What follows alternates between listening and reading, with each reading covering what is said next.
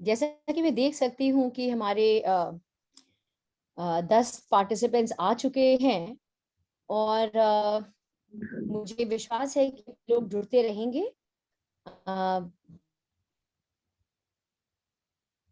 तो चलिए चर्चा शुरू करते हैं, क्योंकि मैं भी यहाँ हूँ, आप जुड़ गई हूँ आपके साथ, और हमारे साथ आपके डायरेक्टर साहब श्री शशांक द्विवेदी जी साथ में हैं।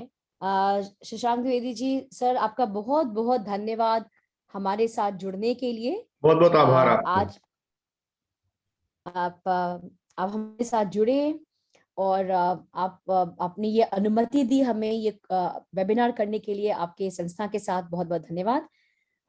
डॉक्टर द्विवेदी जी जो हैं वो वर्तमान में मेवाड़ विश्वविद्यालय में हैं से जुड़े हुए हैं। वे निदेशक हैं, प्रकाशन के पद पर कार्यरत हैं, और ये बहुत ही प्रसिद्ध हस्ती हैं, टीवी चैनल से जुड़े हुए हैं, पत्रकारिता से जुड़े हुए हैं, और सबसे मुख्य बात है कि द्विवेदी साहब को बहुत ही इंटरेस्ट है लोक नीति विषय पे।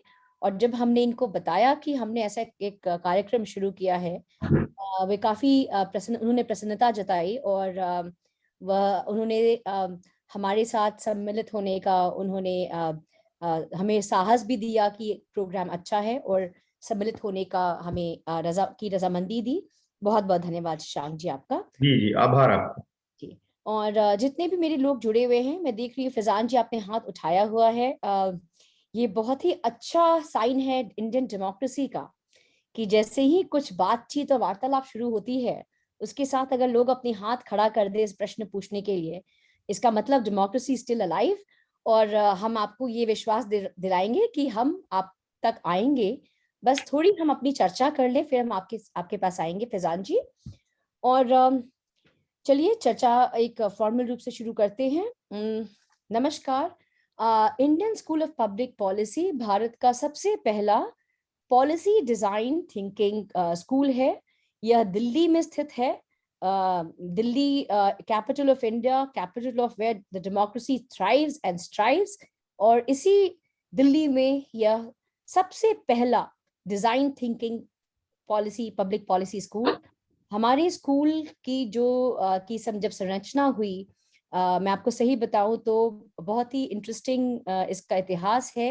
कभी किसी और दिन इसकी चर्चा करेंगे, बट ये विश्वास दिलाऊंगी मैं कि भारत के जितने भी प्रमुख विशेषज्ञ हैं, पब्लिक पॉलिसी विशेषज्ञ हैं, वो मिल करके उन्होंने एक परिकल्पना की, एक ऐसी संस्था की जो लोगों को लेते हुए एक पब्लिक पॉलिसी का निर्माण कर पाए। और जब पब्लिक पॉलिसी का निर्माण हो, तो कैसे सिटीजन सेंट्रिक पब्लिक पॉलिसी के निर्माण हो, इस परिकल्पना के साथ इस संस्था का गठन किया गया। और इसी सोच को बढ़ाते हुए इस संस्था ने एक नए कार्यक्रम की शुरुआत की है इस साल से, जिस कार्यक्रम का नाम है लोक नीति। लोक नीति अर्थात सार्वजनिक नीति, पब्लिक पॉलिसी। और मुख्य उद्देश्य इस कार्यक्रम का है कि लोगों को लोक नीति से कैसे जोड़े, लोगों का इसमें भागीदारी कैसे हो। और आई थिंक आज से बेहतर दिन नहीं हो सकता था इस चर्चा का। जब आज मैंने सुबह उठी मैं और मैंने अखबार पढ़ा, तो मुझे पता चला कि farm law has been government is decided to roll back farm laws. तो अ, अ, बहुत लोग खुश होंगे शायद। मैं व्यक्तिगत रूप से थोड़ी दुखी हूँ। मुझे लगा था कि चेंजेस आ रही हैं, ऑफ कोर्स लॉ में कुछ चेंजेस की आवश्यकता थी, पर द फैक्ट कि एक रेवोल्यूशनरी लॉ आ रहा था, और कैसे प्रेशर, पब्लिक प्रेशर और पॉलिटिक्स के कारण वो लॉ को उसको रोल बैक किया गया, तो इस पे भी हम आज थोड़ी चर्चा करेंगे। तो इस फार्म लॉ के माध्यम से मैं एक आपको बात बताना चाहूंगी कि ये एक उदाहरणार्थ है हमारे समक्ष कि कैसे अगर आप पब्लिक को मद्देनजर रखते हुए अगर आपने कोई पॉलिसी बनाई, चाहे वो कितनी भी अच्छी पॉलिसी हो, यदि people are not convinced about it, government will find it very difficult to implement, right. तो फार्म लॉ एक उसका एक प्रत्यक्ष उदाहरण है। इनफैक्ट कुछ कमियां भी थी फार्म लॉज में, कुछ अच्छाई भी थी फार्म लॉज में। तो एक डेमोक्रेटिक सोसाइटी में इस पे चर्चा होनी चाहिए थी, उसकी खामियां को रखनी चाहिए थी, उसके जो स्ट्रॉन्ग पॉइंट्स थे उसको आगे और उसकी बढ़ोतरी होनी चाहिए थी। पर कहीं ना कहीं प्रेशर में, पब्लिक प्रेशर में ये बात टूट गई। अगर हम इस बात को गंभीरता से देखें तो शायद पॉलिसी अपने आप में एक चीज थी, जिस तरह से पॉलिसी लाई गई उससे कुछ लोग दुखी थे कि विदाउट पब्लिक कंसल्टेशन लाई गई। तो इसके बीच में हम नहीं जाएंगे, इस मुद्दे पे नहीं जाएंगे क्या सही क्या गलत। पर एक बात मैं अवश्य कहूंगी कि जब हम नए भारत की परिकल्पना करते हैं, एक नए भारत का निर्माण करना चाहते हैं, तो एटलीस्ट हम ये बात को मान के चले कि पब्लिक कंसल्टेशन, लोगों की भागीदारी पब्लिक पॉलिसी में बहुत आवश्यक हो गई है। नहीं तो अनेक नए लॉज आएंगे जिसका उद्देश्य अच्छा होगा, पर कहीं ना कहीं पॉलिटिक्स एंड प्रेशर में वह लुप्त हो जाएगा। सो इसी से मैं अपनी चर्चा शुरू करती हूँ कि मैं अपने बात के क्रम में आपको दो तीन चीजें बताऊंगी। पहली चीज, मैं लोक नीति के बारे में चर्चा करूंगी। दूसरी चीज, मैं लोक नीति के पाठ्यक्रम के बारे में चर्चा करूंगी कि ये पाठ्यक्रम कैसा है, किस तरह के कोर्सेज हम पढ़ाएंगे। और तीसरी बात, इस पाठ्यक्रम से रिलेटेड कुछ सवाल होंगे आपके एडमिशंस को लेकर के, बाकी चीजों को लेकर, उस पर हम चर्चा करेंगे। पर हम चर्चा करें उसके पहले हमारे बीच में बहुत ही वरिष्ठ एक अनुभवी विशेषज्ञ जुड़े हुए हैं, श्री शशांक द्विवेदी जी। तो मेरा आग्रह है आपसे द्विवेदी साहब, यदि आप कुछ ओपनिंग, कुछ आप रिमार्क्स दें, कुछ बात रखें। और जी जरूर। जी जी, आभार आपका डॉक्टर नीति शिखा जी। पहले तो मैं आपको बताऊं, मैं 3 दिन आउट ऑफ दिल्ली था और मैं कल ही आया और मेरी तबीयत जो है ठीक नहीं थी और मुझे काफी फीवर और जुकाम, अभी भी मेरा गला ठीक नहीं है।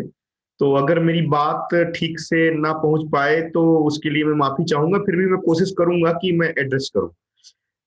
एक बात जो इम्पोर्टेंट आपने कही, आज सुबह से मैं थोड़ा सा मेरा मूड अपसेट है जब से मैंने न्यूज देखा जो है टीवी पे कि इसको वापस ले लिया गया कृषि कानूनों को। असल में जो जो कृषि कानून जो बिल था, जो तीनों थे, वो बहुत अच्छी पॉलिसी थी, मतलब बहुत अच्छा ड्राफ्ट था वो।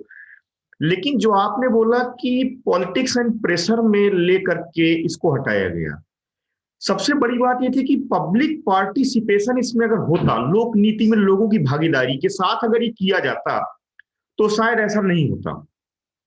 मुझे आपके संस्था के बारे में एक बात कहनी थी जो जरूरी है, मैं भी इस पर चर्चा करूंगा। लगभग आज से 7-8 साल पहले की बात है, 2012 या 13 की बात होगी, मुझे एग्जैक्टली ईयर याद नहीं है। मैं भी मतलब ऐसा सोचता था कि जो इंडस्ट्रियलिस्ट हैं, बिजनेसमैन हैं, वो गलत करते हैं, या मेरी जो सोच थी वो बहुत बेहतर नहीं थी। लेकिन जयपुर में सेंटर फॉर सिविल सोसाइटी का एक आई पॉलिसी का प्रोग्राम हुआ। मेरी आवाज आ रही है जी? तो हाँ जी, तो मैंने उसको अटेंड किया। तो उस प्रोग्राम को अटेंड करने के बाद मेरे दिमाग में ये बात बिल्कुल क्लैरिटी आई कि ये जो हमारे देश में एक सोच बन गई है कि पूंजीवाद, या जो हम लोग ज्यादातर बोलते हैं कि इंडस्ट्रिस्ट गलत करते हैं, बिजनेसमैन गलत कर रहे हैं, मतलब ऐसी जो धारणा थी वो मेरे मन से हट गई। और मैं पब्लिक पॉलिसी, जो आपका सेंटर फॉर सिविल सोसाइटी था, उससे जुड़ गया। उसके बाद गुड़गांव में मैंने इसका एक एडवांस कोर्स किया, public centre for civil society का। आपके एक फाउंडर मेंबर है पार्थ जे शाह जी।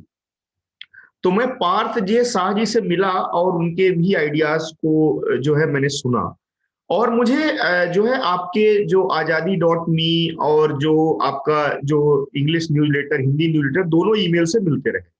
मैं आप लोगों के सभी जो आर्टिकल्स होते हैं या जो पॉलिसीज पे आप लोग लिखते हैं उसको मैं बहुत ध्यान से पढ़ता हूँ। मैं ध्यान से इसलिए पढ़ता हूं कि कोई इंसान अच्छा लेखक तभी हो सकता है जब वो अच्छा पढ़ने वाला हो।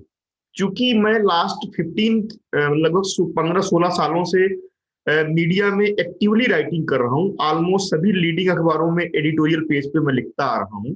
तो मेरा मानना है कि अच्छा राइटर वही हो सकता है जो अच्छा पढ़ने वाला हो। अगर आप पढ़ेंगे नहीं या सुनेंगे नहीं तो आप अच्छे राइटर नहीं हो सकते। तो अब मैं अपनी बात पे आता हूं कि ये जो पॉलिसीज आपकी कितनी भी अच्छी हो, आप कितनी भी अच्छी पॉलिसी बना लें, अगर उसमें पब्लिक की भागीदारी नहीं होती है या अगर हम पब्लिक पार्टिसिपेशन नहीं होता है तो सक्सेसफुल नहीं होगा। कहीं ना कहीं वो जो है उसको विड्रॉ करना पड़ेगा पॉलिटिक्स एंड प्रेशर में। मुझे एक बात याद आती है इसी बात पे, लुइस मिरांडा साहब हैं। लुइस मिरांडा जी का एक आर्टिकल मैंने पढ़ा था, स्वार्थ ही लोगों को प्रेरित करता है। मतलब लुइस मिरांडा साहब ने एक आर्टिकल लिखा था, उसमें जो हेडलाइन थी कि स्वार्थ ही लोगों को प्रेरित करता है। मुझे बहुत अच्छा लगा। उसमें 4 लाइनें हैं जो मैं यहाँ पे बताना चाहता हूँ, जो मेरे व्यूअर्स हैं, ये आप लोगों को जानना जरूरी है। उन्होंने एक बात बताई थी कि पब्लिक चॉइस से पता चलता है कि मानव व्यवहार लोगों के काम करने के तरीकों को कैसे प्रभावित करता है। राजनेता यानी पॉलिटिशियन फिर से निर्वाचित होना चाहते हैं, नौकरशाह बड़ा बजट चाहते हैं, व्यवसायी अधिक पैसा कमाना चाहते हैं, उपभोक्ता सबसे कम कीमत चाहते हैं और नागरिकों को सब कुछ मुफ्त चाहिए। यदि हम ऐसी नीतियां तैयार करते हैं जो इन सब के निहित स्वार्थों का ध्यान में नहीं रखती है तो नीतियां विफल हो जाएंगी। ये लुइस मिरांडा जी का आर्टिकल है, ये उनको मैं कोट कर रहा हूं और ये one of the best 4 lines हैं जो मैंने लिखा हुआ है अपनी डायरी में। तो मैं क्या कहना चाहता हूं कि अगर आप सबको सेटिस्फाइड नहीं कर पाए, अगर आप सबको सेटिस्फाइड नहीं कर पाते हैं तो आपकी जो पॉलिसी है वो कितनी भी अच्छी हो वो ठीक नहीं चलेगी। जैसे कि मैं आपको बताऊं कि हमारे यहाँ ये जो हमारे उपभोक्ता हैं, जो हमारे लोग हैं, जैसे हम लोग चाहते हैं, उपभोक्ता चाहता है कि उसको हर सामान कम कीमत पे मिले। जो सिटीजन्स हैं वो चाहते हैं सब कुछ फ्री में मिले। आप लोगों ने सुना होगा अपनी पढ़ाई में कि there is no free lunch in this world. दुनिया में कुछ भी मुफ्त नहीं है। अगर आप कोई भी चीज मुफ्त में चाहते हैं तो याद रखिए कि आपको उसकी कीमत चुकानी पड़ेगी। इस बात को याद रखिए, बिना कीमत चुकाए नहीं कुछ होता है। तो जिस तरीके से हमारे देश में या तो पब्लिक पॉलिसीज में पार्टिसिपेशन नहीं है लोगों का, ये प्रॉब्लम है, या कहीं और प्रॉब्लम है। मोटा प्रॉब्लम सिर्फ इतना है कि लोग कनेक्ट नहीं हो पा रहे हैं, लोग पब्लिक पॉलिसी से कनेक्ट नहीं हो पा रहे, ये प्रॉब्लम है। एक बात। दूसरी बात मैं आपको बता दूं डॉक्टर नीति शिखा जी, मुझे बताया गया कि लोक नीति जो है आपका जो ग्रुप है वो हिंदी भाषी लोगों के लिए एक कोर्स लाना चाहता है। मैं इस पर एक लाइन अभी मैं इस पे कुछ बताना चाहता हूँ। बेसिकली हमारे देश की जो ज्यादातर आबादी है वो हिंदी में लिखती पढ़ती और बोलती है। जो एलीट क्लास है वो इंग्लिश का है। जो जो बहुत एलीट या अपर क्लास है वो इंग्लिश न्यूज़पेपर या इंग्लिश में लिखते और बोलते हैं। मैं ये कहना चाहता हूं कि अगर आपने हिंदी भाषी लोगों को, आपको मैं बता दूं ये बात, आप थोड़ा बुरा लगेगा लोगों को, लेकिन सच्ची बात यह है कि जो हिंदी भाषी जो लोग हैं, जो पब्लिक है, वो पॉलिसी में अभी भी पार्टिसिपेट नहीं कर पा रही। क्योंकि जो एलिट क्लास के लोग हैं वो पब्लिक पॉलिसीज बनाते हैं, जो जिसे हम अंग्रेजी दा बोलते हैं कभी कभी। मतलब मैं ऐसे ही बोल रहा हूँ, मेरे देखिए मुझे इंग्लिश से कोई प्रॉब्लम नहीं है, मैं आप लोगों को क्लियर करना चाहता हूँ। मैं एक बात बताना चाहता हूँ जो इस देश में चल रहा है। तो जो हिंदी मीडियम के लोग हैं, हिंदी भाषी लोग हैं, वो कभी पब्लिक पॉलिसी से कनेक्ट नहीं हो पाते हैं, या कभी कभी तो मैंने ये भी देखा है कि हिंदी मीडियम के स्टूडेंट बहुत इंटेलिजेंट होते हुए भी कई बार आगे नहीं बढ़ पाते हैं ड्यू टू इंग्लिश। जबकि मैं एज ए डायरेक्टर, एक बड़ा संस्थान है हमारा मेवाड़, हमारे यहाँ 6,000 बच्चे हैं, 40-40 कंट्रीज के बच्चे हैं। जो मैंने ऑब्जर्व किया है कि हमारे यहाँ जो हिंदी भाषी लोग हैं वो ज्यादा टैलेंटेड होते हैं।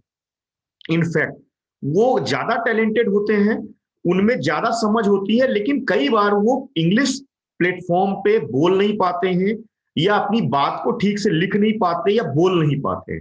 इस वजह से वो पार्टिसिपेट नहीं कर पाते। जब वो पार्टिसिपेट नहीं कर पाते तो कनेक्ट नहीं हो पाते। तो मुझे मृत्युंजय जी ने बताया कि आप लोग कुछ ऐसा कर रहे हैं कि आप हिंदी भाषी लोगों के लिए कुछ करना चाहते हैं। तो मुझे, मेरे लिए बहुत बड़ी बात है। एज ए डायरेक्टर मैं चाहूंगा कि आप ऐसा कोर्स को कुछ भी मतलब कर रहे हैं, तो जो भी सहयोग हो सकेगा वो मैं दूंगा आप लोगों को, ये मैं मतलब इंश्योर कर रहा हूँ। दूसरी बात जो मतलब, मैं सुबह से इस बात से थोड़ा अपसेट था कि जैसे कि कृषि कानूनों की बात है। मैं इसका एक एग्जांपल लेता हूं कृषि कानूनों का, एक निजी जिंदगी में, जिससे आपको समझ में आ जाएगा। मैं भी कोई बड़ी बड़ी बातें नहीं बता रहा हूँ सही है या गलत है, ना मैं ये बता रहा हूँ कि तीनों कृषि कानून क्या है।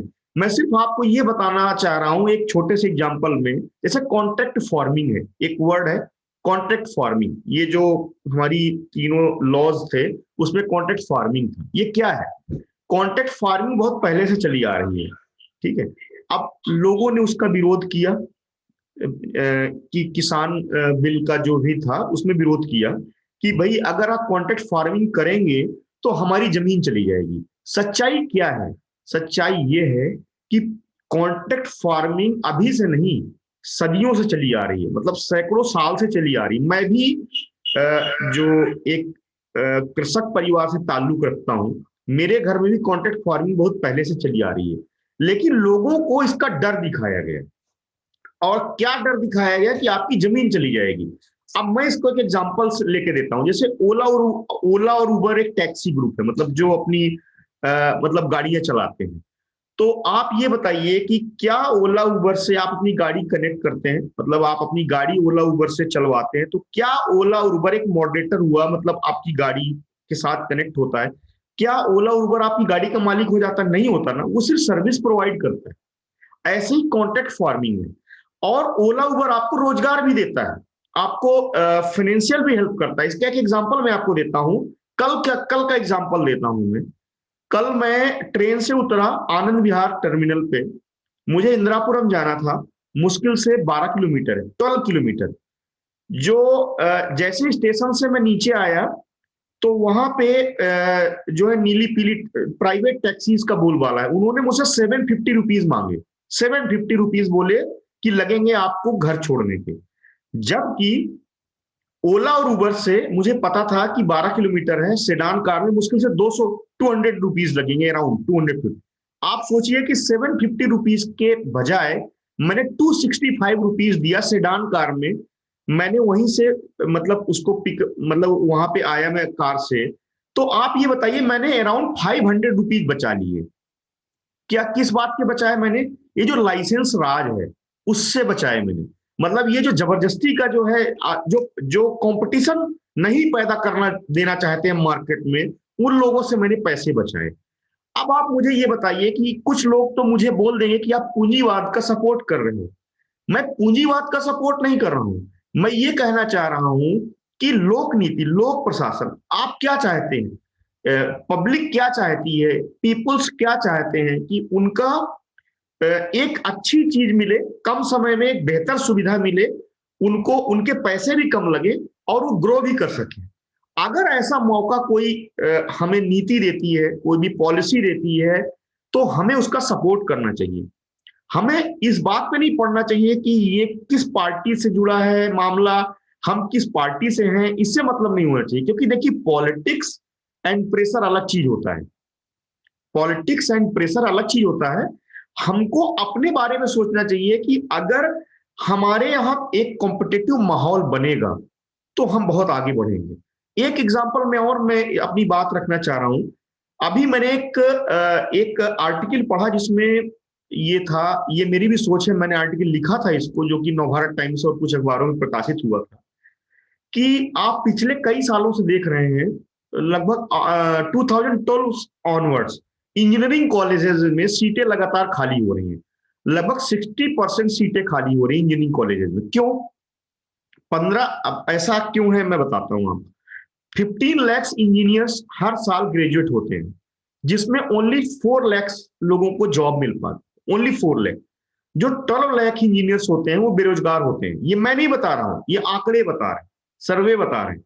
अब आप मुझे ये बताइए कि अगर वो 12 लाख, जो 12 लाख लोग हैं, अगर उनको जॉब नहीं मिलेगी, तो डिमांड और सप्लाई, डिमांड बहुत कम है, सप्लाई बहुत ज्यादा है, तो प्रॉब्लम्स होंगी, सीटें खाली होंगी।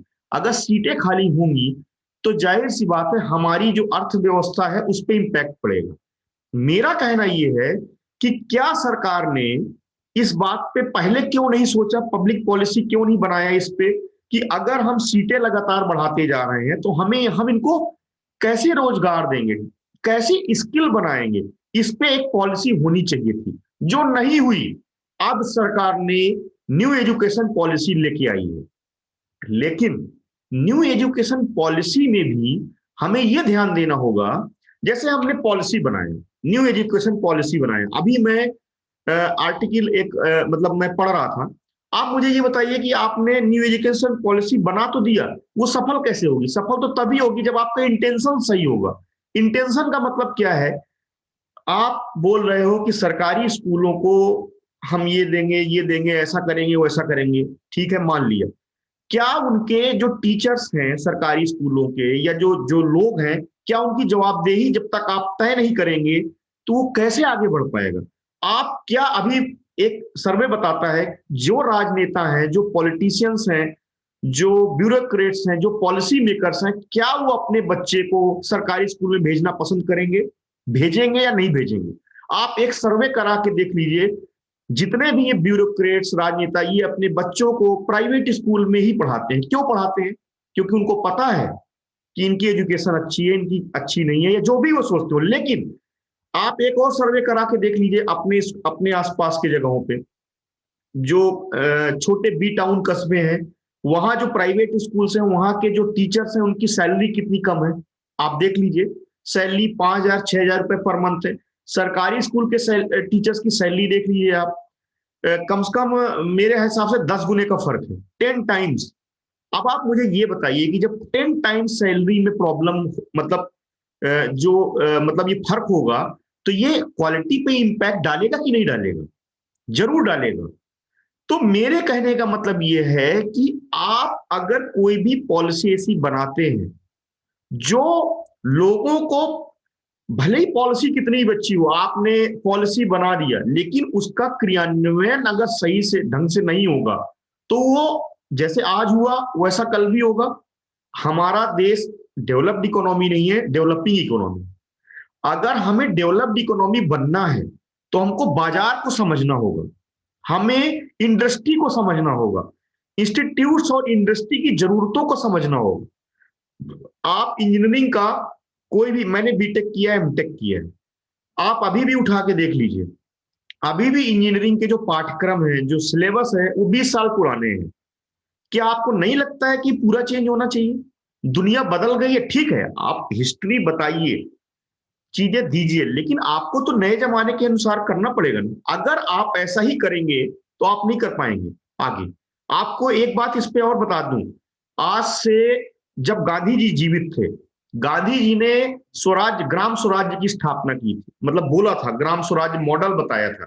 उन्होंने एक बात कही थी कि स्कूलों में हाफ हाफ सिस्टम होना चाहिए। हाफ हाफ सिस्टम का मतलब क्या था? कि हाँ, आधे टाइम पे हम पढ़ाई करें, आधे टाइम पे हम प्रैक्टिकल करें, मतलब जो हम पढ़ें हम उसको प्रैक्टिकल रूप में भी डालें। इंडिया ने, हमारे देश ने उनकी बात को गंभीरता से नहीं लिया, लेकिन चाइना ने उनकी बात को गंभीरता से लिया। चाइना में हाफ हाफ सिस्टम कई जगहों पे, और आज आप देख लीजिए कि चाइना हमसे बहुत ज्यादा तरक्की कर गया, जबकि 1947 में हमारे और चाइना दोनों कंट्री के यूनिवर्सिटीज की, जो नंबर ऑफ यूनिवर्सिटीज थे, लगभग बराबर थे। लेकिन आज आप कंपेयर कर लीजिए कि चाइना की एजुकेशन कहाँ है, हमारी एजुकेशन कहाँ है। मैं अपने देश की बुराई नहीं कर रहा हूं, मैं सिर्फ ये करना चाह रहा हूं कि हमको ये तो कॉम्पिटिटिव माहौल में, देखिए पूरी दुनिया एक ग्लोबल विलेज है, और पूरी दुनिया एक ग्लोबल विलेज है, तो हमें ये सोचना पड़ेगा कि अगर हम कॉम्पिटिटिव माहौल में नहीं रहेंगे तो हम सरवाइव नहीं कर पाएंगे। आपको मैं फिर से बता दूं, जो जो लोग सुन रहे हैं, सर्वाइवल ऑफ द फिटेस्ट का जमाना है। अगर हम बिजनेस में आगे बढ़ना चाहते हैं, एजुकेशन में बढ़ना चाहते हैं, तो हमको पॉलिसी बनानी होगी। पॉलिसी ऐसी होनी चाहिए जो लॉन्ग टर्म काम आए, शॉर्ट टर्म काम नहीं है। और एक चीज मैं आपको इसमें एक एक बड़ा इंटरेस्टिंग सा मुझे मतलब डेटा मैं आपसे शेयर करना चाहता हूं।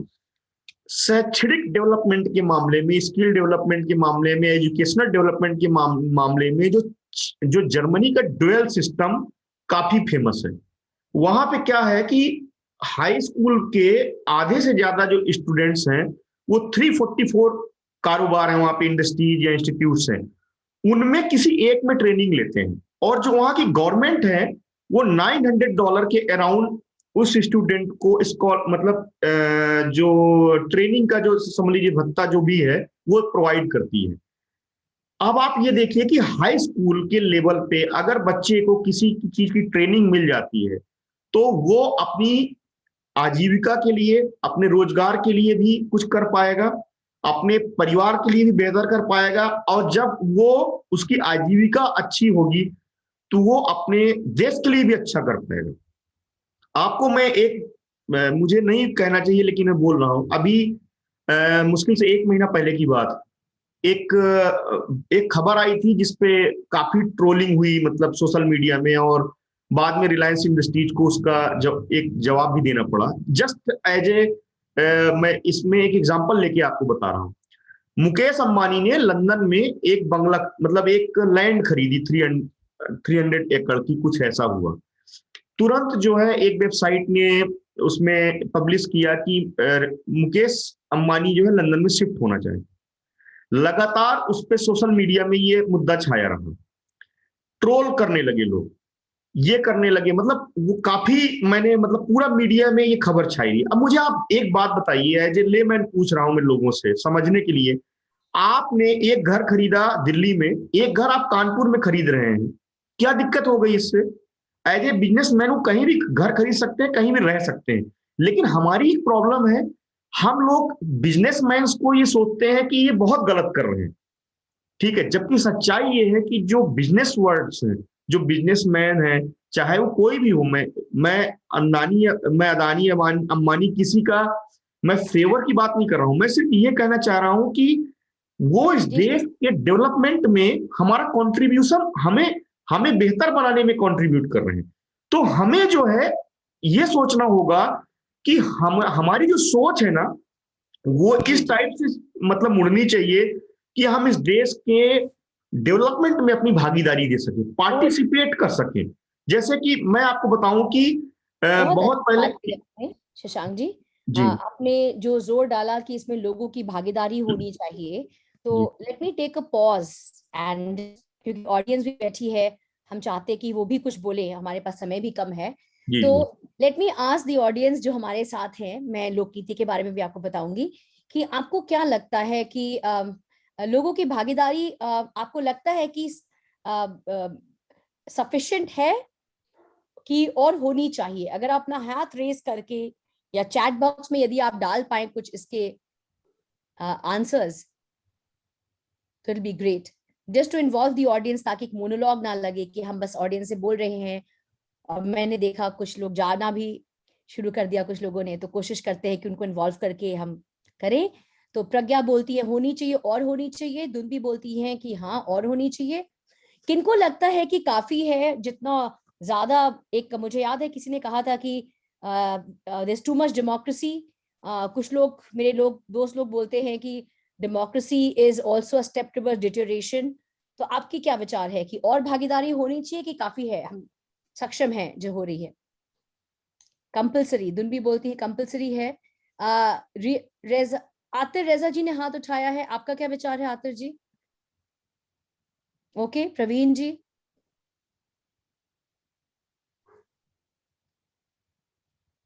फॉर द डेवलपमेंट, कभी कभी बहुत ज्यादा बुरा लगता है ये सिस्टम देख के। I agree, we will come and talk about that.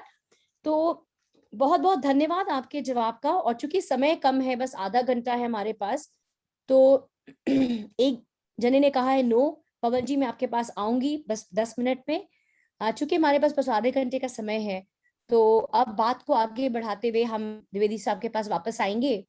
पर समय को मद्देनजर रखते हुए दो चीजें हम अगर हम बता पाए आपको, एक लोक नीति पाठ्यक्रम के बारे में, और दूसरा हम बताएंगे आपको चलिए। एक बहुत ही इम्पोर्टेंट चीज के बारे में, जो है जो आपके सवाल जवाब होंगे इस टॉक को लेकर के। तो let me just first show you a very quick slide about लोक नीति, जो हमारा पाठ्यक्रम है उस पे, कि क्या है ये पाठ्यक्रम। तो मेरे श्रोतागण, आपको बता दूं कि पूरे भारत में कोई भी ऐसा पब्लिक पॉलिसी कोर्स नहीं है जो हिंदी भाषियों के लिए बना हो। जितने भी पब्लिक पॉलिसी कोर्सेज हैं वो आपको अंग्रेजी भाषियों के लिए बने हैं, उसमें अंग्रेजी भाषियों की ज्यादा भागीदारी है। और एक मैं आपको डेटा रखना चाहूंगी कि भारत में 10% से भी कम लोग अंग्रेजी बोलते हैं, और उनमें से कुछ गिने चुने लोग पब्लिक पॉलिसी में अपनी विशेषज्ञता जो हासिल किए हैं वो पार्टिसिपेट करते हैं नीति निर्माण में। तो आप इससे अनुमान लगा सकते हैं कि कितने कम लोग इस पूरे भारत की नीति निर्माण में भागीदारी ले रहे हैं। So there is an urgent need to involve more people in policy making. सक्षम और सुदृढ़ पॉलिसी के लिए उनका जुड़ाव आवश्यक है। और ये जो हम जुड़ाव की जब बात करेंगे तो उसमें एक सबसे जो प्रमुख बाधा जो हमें दिखती है वह भाषा की है। शशांक जी ने बताया कि कैसे हिंदी भाषी लोग हैं वो ज्यादा तेज होते हैं। मुझे ये तो नहीं पता कि ज्यादा तेज होते हैं कि कम तेज होते हैं, बट हाँ वो अच्छे होते हैं, उनमें कुशलता है। पर चूंकि भाषा एक ऐसी, हमारे इंडिया में एक बहुत एलिटिज्म कल्चर है कि हमें लगता है जो अंग्रेजी बोलता है वो ज्यादा संपूर्ण है, वो ज्यादा कुशल है। तो हमें एक हीन भावना आ गई है कहीं ना कहीं, जिसके कारण हिंदी भाषियों का जुड़ाव नीति निर्माण में कम है। Now, for development of country, their participation is important, but because of language barrier, they cannot participate. तो इसी बात को मद्देनजर रखते हुए ISPP ने 4 महीने का एक पाठ्यक्रम बनाया है जिसका फोकस है पॉलिसी, डेटा और बिहेवियर चेंज। और मैं आपको बता दूं कि ये पाठ्यक्रम हिंदी भाषियों के लिए है और यह इंग्लिश में है।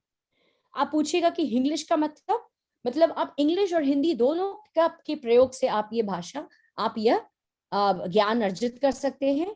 देखिए, आज की डेट में कोई ये बोले कि वो शुद्ध हिंदी में कोई पाठ्यक्रम बनाएगा तो वह संभव तो छोड़िए, वह उसका सुझाव भी कोई ना दे, बिकॉज आम जनता जो है बहुत ही शुद्ध हिंदी नहीं बोलती, वह एक बोलचाल की भाषा बोलती है। इनफैक्ट मैं आपको बताऊं कि 1970 में इंग्लैंड में जो एक प्लेन इंग्लिश मूवमेंट शुरू हुआ, और उस मूवमेंट का मेन एम था कि write laws in simpler English. Now everybody there understood English. Everybody in England understood, they could also read Elizabethan English. But the legalese was in Latin, a lot of use of phrases in Latin. और उसको एक plane English movement चला कि भाई ऐसी law बनाओ कि लोगों को समझ तो आए।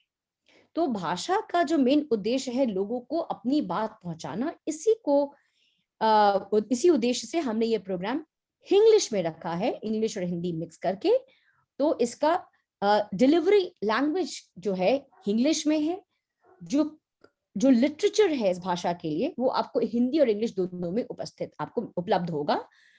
और इसके लिए हम बहुत चीजों की हम चेंजेस भी कर रहे हैं। हम बहुत सारे लिटरेचर है उसके हम अनुवाद कर रहे हैं, बहुत सारे हम चीजें बना रहे हैं, हम आपको उसके बारे में बताएंगे। तो पहले जो first objective of this course is कि भारत में नीति शिक्षा का लोकतांत्रिकरण, दूसरा कि स्थानीय स्तर पे राज्य की क्षमता का निर्माण में मदद प्रदान करना। ना इफ देखा जाए तो जितनी भी पॉलिसी स्टेट लेवल पे इम्प्लीमेंट हो रही हैं, उस पॉलिसीज का एक होता है, पॉलिसी क्षेत्र में हम बोलते हैं मॉनिटरिंग एंड इम्पैक्ट इवैल्यूएशन। क्या वो पॉलिसी काम कर रही है जमीनी स्तर पे, नहीं कर रही है तो कहाँ खामियां आ रही हैं। इसको डेटा के माध्यम से आप इसको आइडेंटिफाई कर सकते हैं और आप सुदृढ़ बना सकते हैं। तो इसके लिए जरूरी है कि at local, at state level, people know how to use data in space of policy. तो इस कोर्स में आपको इस बात की भी जानकारी दी जाएगी। और हिंदी भाषा, जैसे मैंने आपको बताया कि हिंदी भाषियों की प्रतिभा और महत्वाकांक्षा को उभारने की हमने कोशिश की है। नाउ समय कम है इसलिए मैं थोड़ा जल्दी स्लाइड्स पे जाऊंगी।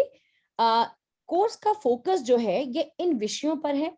सबसे पहला ये कोर्स किसके लिए है?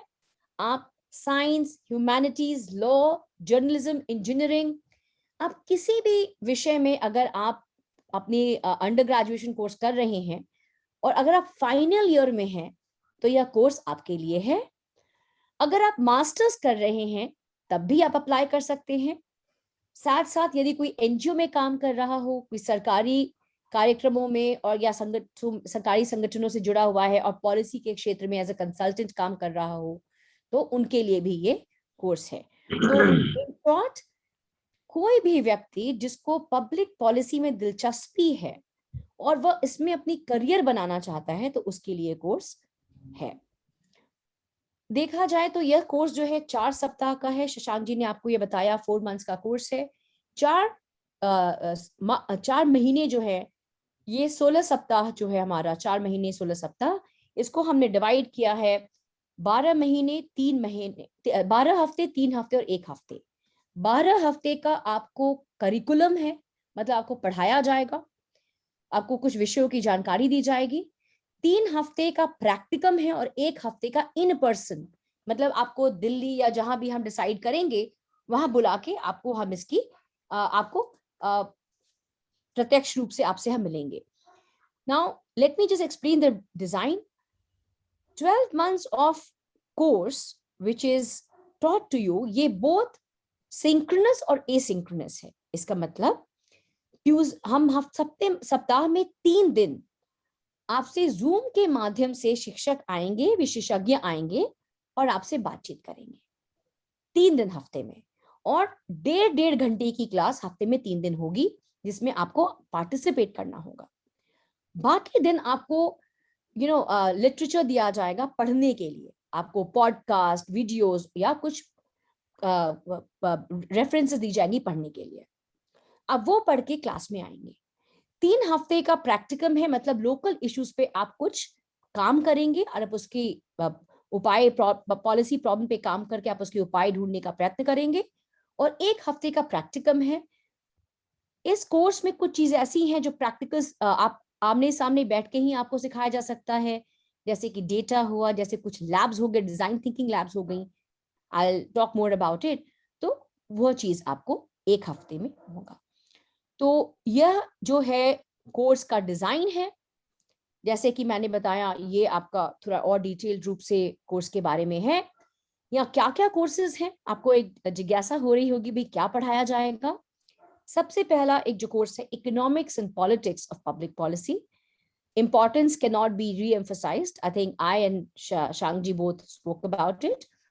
और ये किताब है आई थिंक भारत की सबसे important and most popular book है शाह एंड केलकर एंड शाह जी की, श्री विजय केलकर जी एंड श्री अजय शाह जी की, इन दी सर्विस ऑफ रिपब्लिक।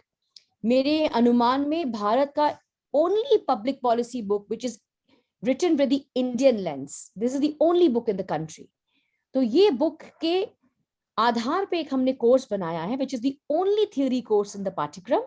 ये आपको पढ़ाया जाएगा। और इसको पढ़ाने के लिए श्री राजीव कपूर जी, जो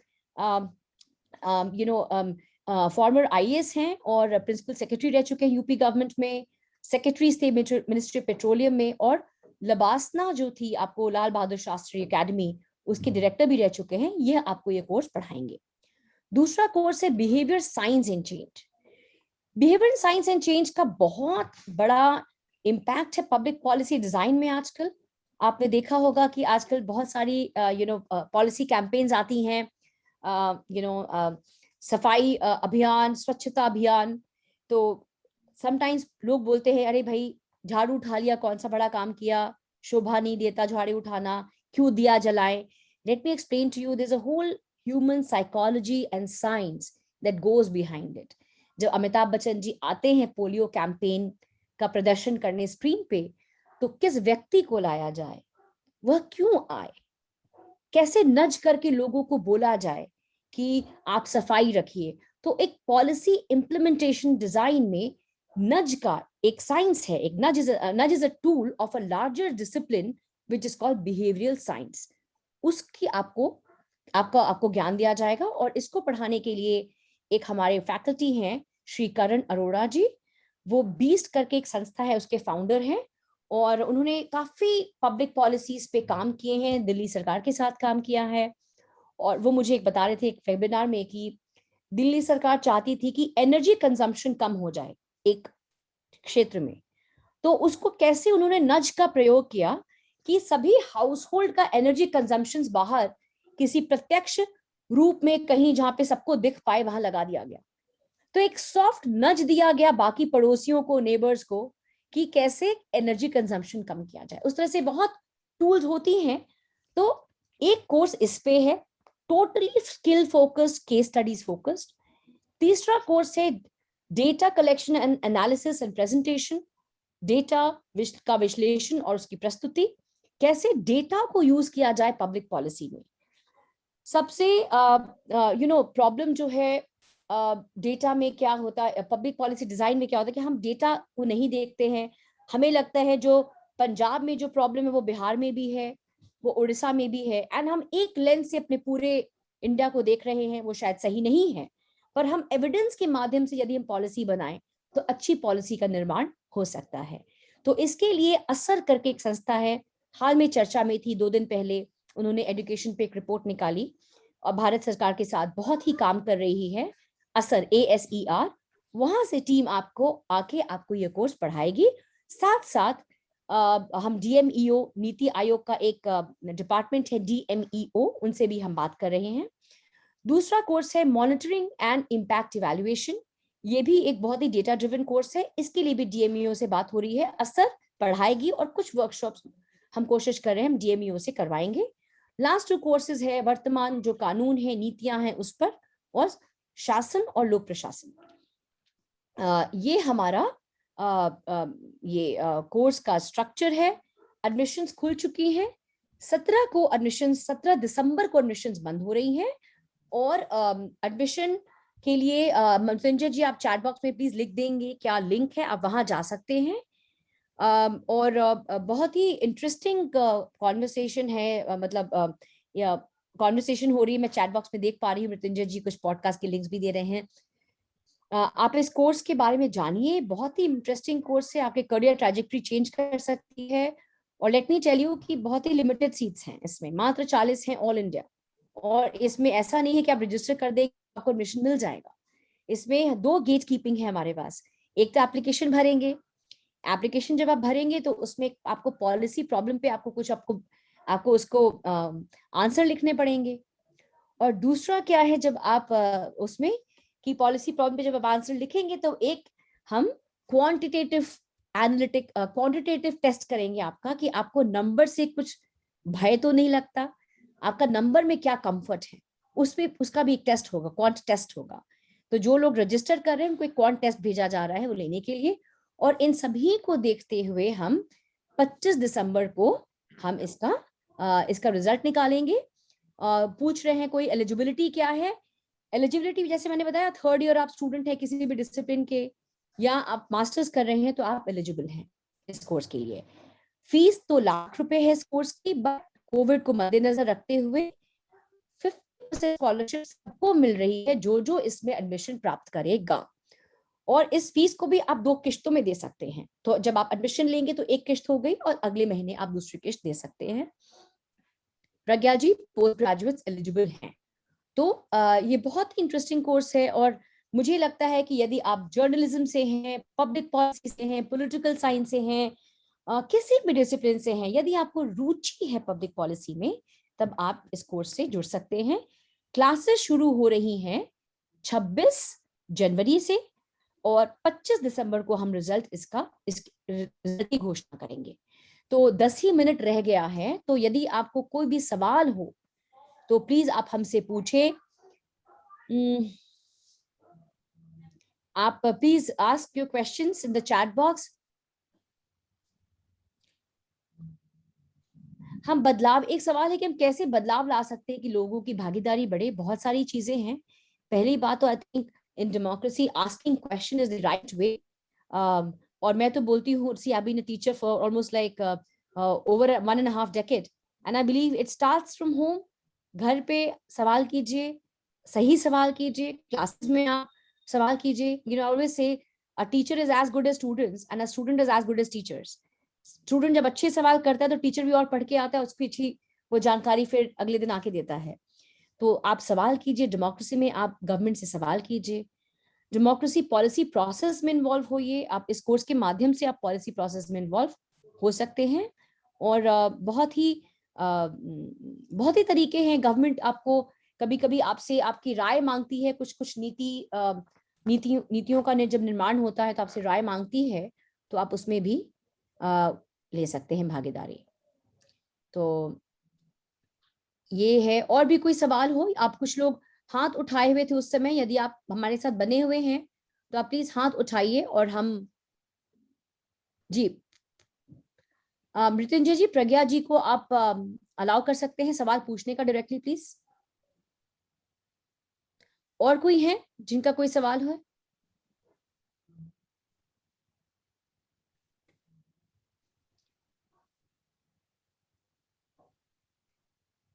और कोई सवाल यदि किसी का हो तो? हाँ, पवन जी, मृत्युंजय जी, हम मृत्युंजय जी, सम्यक जी, हम पवन जी को भी प्लीज अलाउ करें पूछने के लिए।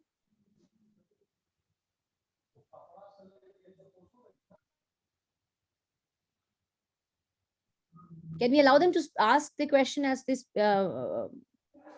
unmute themselves and ask questions, please? Samyak ji, is it possible?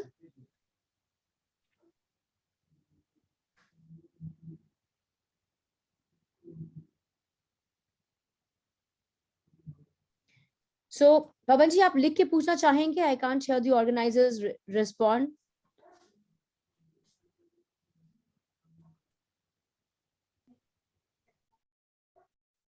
आप यदि लिख के पूछना चाहें, पवन जी।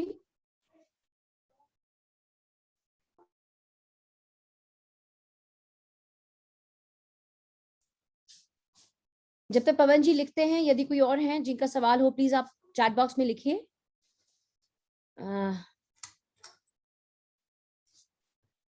पॉलिसी में पॉलिसी बढ़ जाती है तो वो कैसे सही हो पाई है? मैम, आपका सवाल मुझे क्लियर नहीं है प्रज्ञा जी, आप क्या पूछना चाह रही हैं?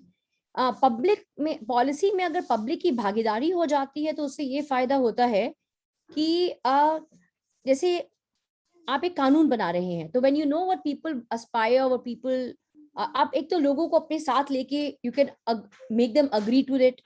दूसरा होता है कि पब्लिक द्वारा एविडेंस बेस्ड आप पॉलिसी मेकिंग बना सकते हैं। बहुत फायदे होते हैं इसके।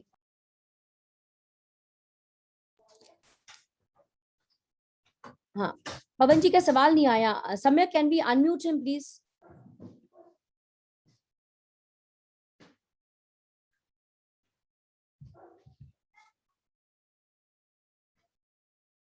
Can we participate in agricultural policy making? See, now I think the government will take that step, because the fact that the bill has been taken back, I'm sure there will be. So आप you be on a lookout। और जब भी कोई राय मांगती है या कोई संस्था को अगर आउटसोर्स करती है गवर्नमेंट, तो ये दो तीन तरीका होता है। एक, जैसे गवर्नमेंट किसी एनजीओ या थिंक टैंक्स को आउटसोर्स करेगी कि आपकी इसकी क्या राय है। जब लॉ मेकिंग होता है तो एक्सपर्ट्स, थिंक टैंक्स, ये सब जुड़ते हैं। तो I think one way is कि आप लोक नीति पाठ्यक्रम करके you can go and work with the संस्थास, एंड आप कर सकते हैं वो। तो बहुत तरीके होते हैं। हाँ पवन जी, अब आप अपने आप को अनम्यूट करके प्लीज पूछे सवाल।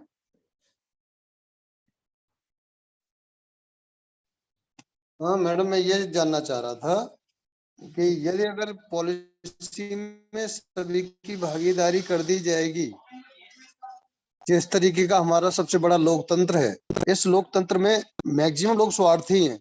जैसे कि हमारी जनता ऑनेस्ट पॉलिटिकल लीडर्स को चाहती है, लेकिन अपनी तरफ कभी ये देखते नहीं कि हम ऑनेस्ट हैं या नहीं है, और क्या चाहेगी, अपने उत्तरदायित्वों को भूली रहेगी, अपने अधिकारों के बारे में हल्ला मचाती रहेगी। तो इसी तरीके से यदि पॉलिसी में किसी में अगर उनकी भागीदारी करेंगे तो वो ऐसे सुझाव देगी कि जिससे मेरे केवल अकेले मेरे लिए फायदा हो, दूसरे के लिए हो ना हो। जिस तरीके से एक हमने बचपन में कहानी सुनी थी कि एक दो बेटियां थी, एक कुम्हार के यहाँ शादी हो गई थी, एक किसान के यहाँ शादी हो गई। जब बाप कुम्हार के यहाँ गया तो उसने कहा कि ये बादल हो रहा है, कहीं बारिश ना हो जाए, मेरे तो यहाँ पे उसको सुखाया जा रहा है बर्तनों को। उधर के बेटी के यहाँ गया, किसान वाली के यहाँ, वो कह रही थी कितना अभी तो थोड़े बारिश हो जाती तो मैं जरा इसमें खेतों में बुवाई हो जाती। तो बहुत अच्छा ऐसी उदाहरण स्थिति दिया। पैदा नहीं हो जाएगी कहीं? नहीं तो देखिए पवन जी, लोगों की भागीदारी का तात्पर्य यह है कि जब पॉलिसी मेकिंग होती तो पब्लिक कंसल्टेशन हो। तो of course in a democracy majority will rule. But एक हमारा बहुत अच्छा वेबिनार है, यदि आप जाइए आईएसपीपी के यूट्यूब चैनल पे देखिएगा, डॉक्टर पार्थ जे शाह जो हमारे फाउंडर थे, आईएसपीपी के को फाउंडर हैं, उन्होंने किया यस कि अगर आपको लगता है कि मेजॉरिटी सरकार चुन रही है तो वह गलत है। इंडिया में जो लोग वोट देते हैं उनकी संख्या काफी कम है, और yes so majority of minorities choosing a government are not majority. Having said that, the idea is not that individual Pavan ji will make law. The idea is collective. All the attendees here, 23 or more, have a say in policy making. तो at least आपकी आवाज सुनी जाए, पहली बात। दूसरी बात ये है कि अगर आप करियर कैसे आप बना सकते हैं, फॉर इंस्टेंस आपको हेल्थ कोविड आपको ये करना है, कोविड वैक्सीनेशन देना है, तो कुछ डेटा हो पता चले ना कि भाई किस बस्ती में कितने लोगों की आवश्यकता है। आपने 5,000 सप्लाई कर दिया ऐसी बस्ती में जहां पे लोग रहते हैं, पर जहां पे अडल्ट ओनली 2,000 हैं और बाकी लोग चिल्ड्रन हैं, और आप तो how to collect data, how to know which population needs that benefit, whether the benefit reaches to them or not. तो ये मैं टेक्निकल चीज की बात कर रही हूँ when I say that. I'm not talking about a of course larger theme is लोगों की भागीदारी. So one way is career के माध्यम से and लोग अभी हाँ. So thank you पवन जी. हाँ, प्रज्ञा जी को प्लीज प्रज्ञा जी आपने सवाल अपना पूछ रखा है, पवन जी अपने आपको म्यूट कर लें प्लीज। और कोई है जो सवाल पूछना चाहता है? यस मैम कोई भी पॉलिसी जब आती है तो लोग उस पर पहले तो विश्वास नहीं करते, फिर वही जैसे सर ने समझाया कि हम ये ना समझे कि किसी पार्टी विशेष से हैं या कैसे भी है, तो सब ये क्यों सोचते हैं कि इनकी सरकार है तो इनको ही फायदा होगा। मतलब एक मत कब होगी? So, as I told you, Pragya, this is all stakeholders negotiation and consultation. There's a discipline. So इस पाठ्यक्रम में आपको ये सब चीजें भी बताई जाएंगी। Let me tell you, इसमें दोनों तरह की स्किल्स की आवश्यकता होती है। एक तो आपको स्किल्स चाहिए टेक्निकल स्किल्स, दूसरा होता है पीपल स्किल। और इस जो पाठ्यक्रम में मैंने एक मुख्य बात बताना आपको भूल गई, इसमें काफी लैब्स एंड वर्कशॉप्स डिजाइन हैं, writing lab, design thinking lab, इस तरह के लैब्स, प्रयोगशाला हमने वर्कशॉप्स ऑर्गेनाइज करेंगे हम, जिसमें आपको इन चीजों को साक्षात रूप में केस स्टडी या रोल प्ले के थ्रू आपको सिखाया जाएगा। ये thank you so much ma'am. Thank you. और कोई सवाल हो तो प्लीज पूछिए।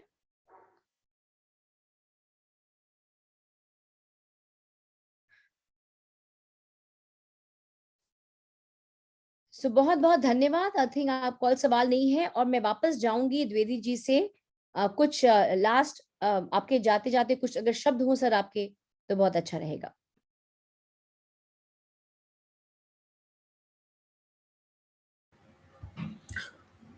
मैंने अभी आपको सुना तो मुझे अच्छा लगा, और आपके कोर्स के बारे में डिटेल में मैंने जाना। 4 हफ्तों का कोर्स, बेसिकली पब्लिक पॉलिसी पे कोर्स होते ही नहीं है। मैं बताऊं आपसे, मैं तो एकेडमिक बैकग्राउंड से ही हूं, तो मैं ये बात अच्छे तरीके से जानता हूं। तो पब्लिक पॉलिसी में अगर आप अवेयरनेस कर रहे हैं और अपना कोई कोर्स डिजाइन आपने किया है, तो मुझे लगता है ये स्टूडेंट्स के लिए या हमारे ज्यादा बड़े उसमें कहें तो हमारे सिटीजन्स के लिए अच्छा है।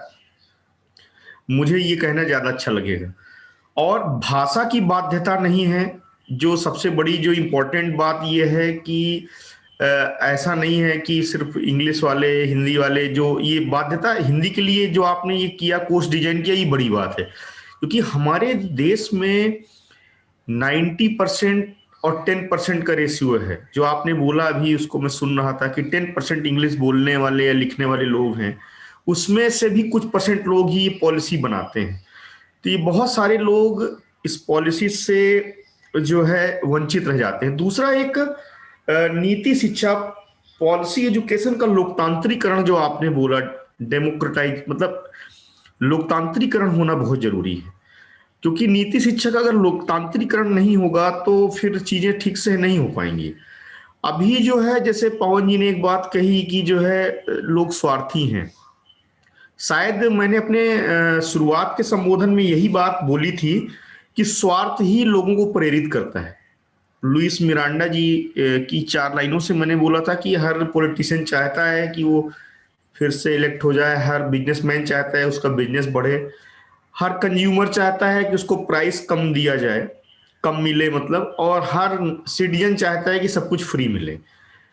तो यही तो बात है, इसी वजह से तो अगर ये सबको फुलफिल नहीं करेगी पॉलिसी तो विफल हो जाएगी। अगर यही तो बात उन्होंने कही है, तो हमें एक डेटा कलेक्ट करना है। मुझे जो बात शिखा जी की जो समझ में आई वो बहुत अच्छी लगी कि हमें बेसिकली लोगों के बीच जाना है और उनकी बातें सुन करके या उनसे उनको पार्टिसिपेट करा के ज्यादा से ज्यादा हमें एक डेटा कलेक्ट करना है, एविडेंस बेस्ड हमें कोई डिसीजन लेना है या पॉलिसी बनानी है।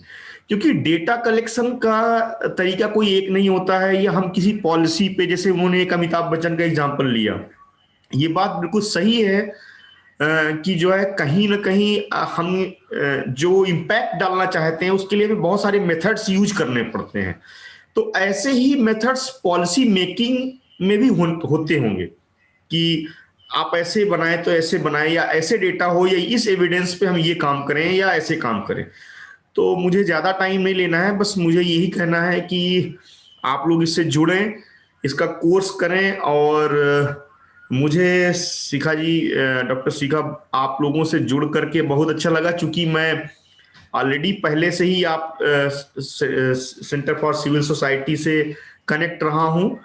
पार्थ जी का काफी चीजें मैंने पढ़ा और देखा है, तो मुझे बहुत अच्छा लगा आप लोगों ने इनवाइट किया, और कई कई सालों बाद हम फिर से रिकनेक्ट हुए। वैसे तो मैं कनेक्ट में रहता ही हूँ, लेकिन एक बार फिर से आप लोगों से सीधी बात हुई। और मैं चाहूंगा कि हमारी यूनिवर्सिटी में भी कुछ बच्चे आपके इन कोर्सेस से उनको बेनिफिट हो, और जो भी सहयोग होगा इससे, इसके लिए मैं आपको जरूर दूंगा। बहुत बहुत थैंक धन्यवाद। थैंक और यू। बहुत बहुत धन्यवाद हमारे सभी दर्शकों का जो आए, हमसे जुड़े, हमारे अटेंडीज का, और आईएसपीपी का, और शशांक जी खासकर आपका और आपके नहीं, बहुत साथ। बहुत धन्यवाद। बहुत धन्यवाद। Thank you. Okay. Thank you. Okay, आभार।